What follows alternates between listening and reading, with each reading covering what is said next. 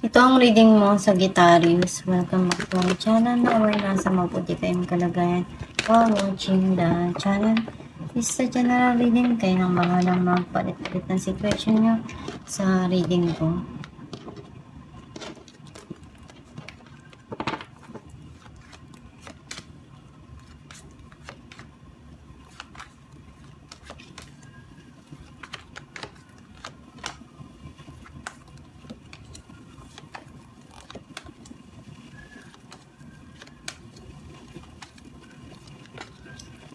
At the bottom of the deck, 10 of Wands.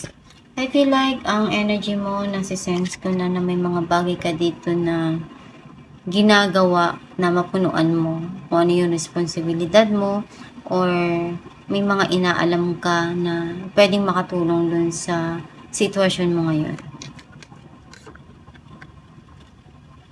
Ang mensahe ng card mo, nakikita ko dito yung pagmamahal sa isang tao na gusto mong maibigay or pagmamahal sa sarili mo na gusto mong mapunuan at ando naman na alam mong you are guided dun sa pag-ibig na yun or pagmamahal na nararamdaman mo. May tao dito na gustong magpaliwanag sa'yo, linawin yung mga nangyari na sitwasyon, and kung ikaw naman to, may mga gusto kang sabihin, ipaliwanag, i-communicate. May mga tinitingnan ka dito na gusto mo pang makuha, ma-achieve sa buhay mo.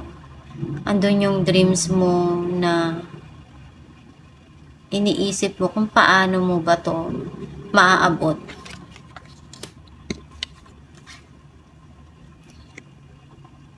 Nakikita ko na itong taon na to very passionate.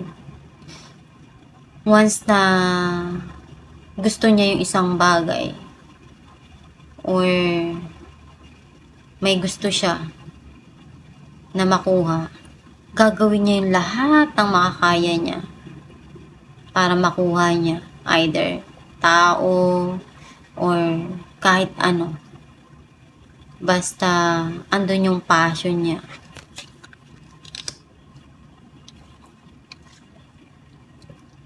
May mga gusto ka lang baguhin pa kasi may mga nangyari sa buhay mo na hindi mo nagustuhan. At andun yung gusto mo talaga siyang mabago. Very passionate. Partner to eh. Ang dalawa na to. At pag nagsama to, grabe, unbelievable. Iba sila. Talagang mapapaano ka talaga. Mabibilib ka. Kasi andun yung passion, healing, yung affection to each other. May mga gusto ka pang i-secure dito or may mga sitwasyon na hindi mo makalimutan, pwedeng tao na nag-hold back ka pa.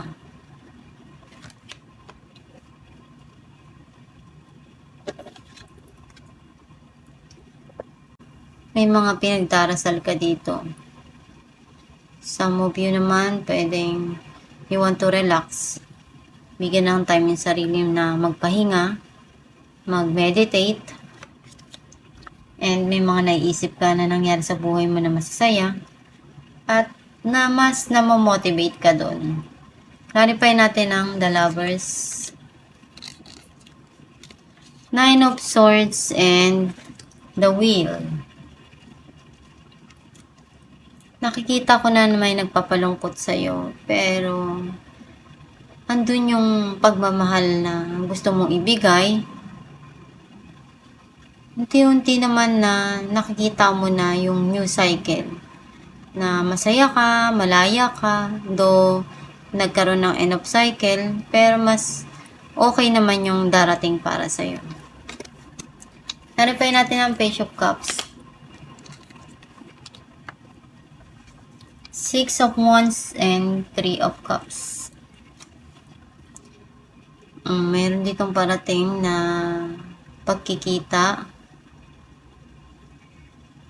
pag-aayos, and matagal mo na tong iniisip, binabalak, at pag kinusto mo, hindi ka papayag na hindi ka magtatagumpay doon.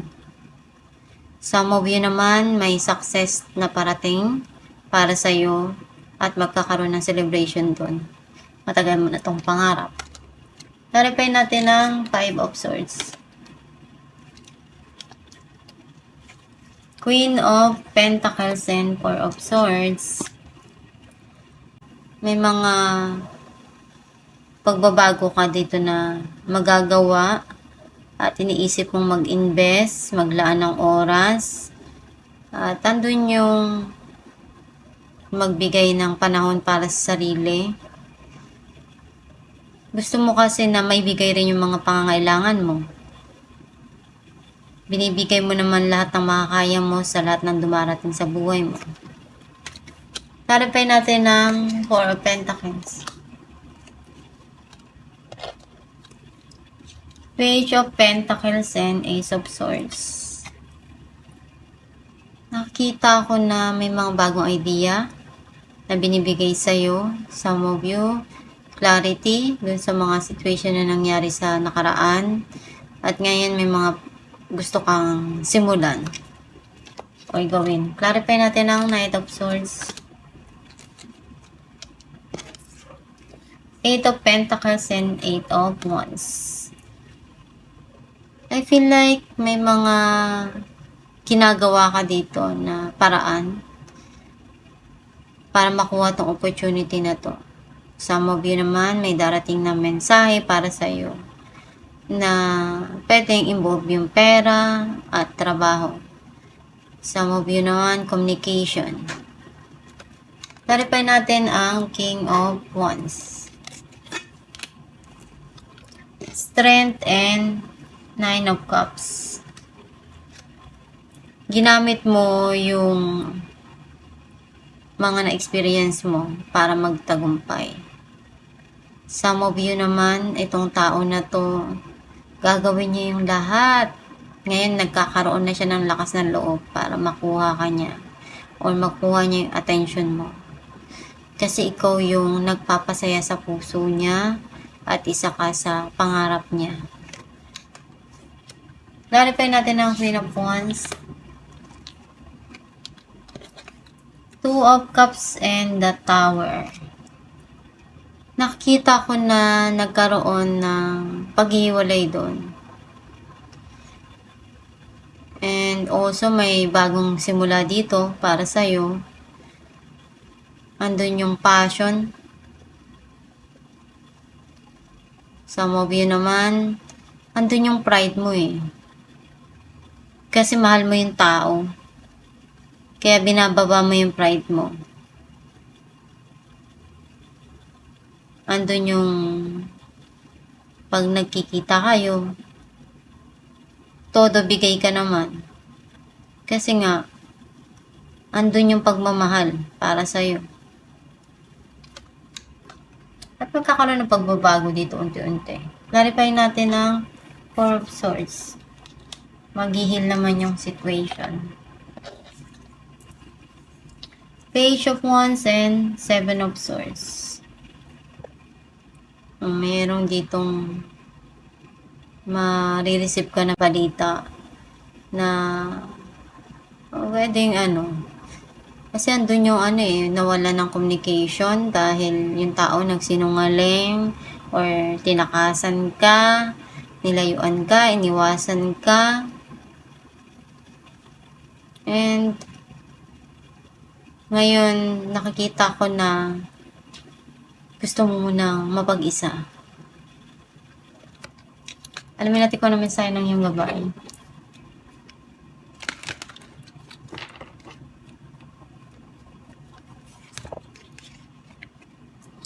There's nothing to worry about. You are safe and the situation is under the perfect control of divine providence and universal order. Only infuse, bring loving thoughts and emotion. into this situation to ensure that the highest possible outcome flows effortlessly to and through you. Ang mensahe ng iyong gabay na wala kang dapat ipag-alala sa mga nangyayari sa buhay mo. Kung ano yung pagsubok na dumarating sa'yo, gawin mo lang yung task mo, yung nararapat dun sa situation na yun. At magdasal lang palagi. Basta, huwag kang mapapagod, magtiwala ka sa kakayahan mo na malalagpasan mo yan. Harapin mo lang yung mga dumarating sa buhay mo. And, hindi naman yan hihinto dyan habang buhay. Lilipas at lilipas din yan. Basta magpakatatag ka lang palagi. At itong yung reading, Sagittarius, kung nakaresonate ka, comment down below. Thank you for watching.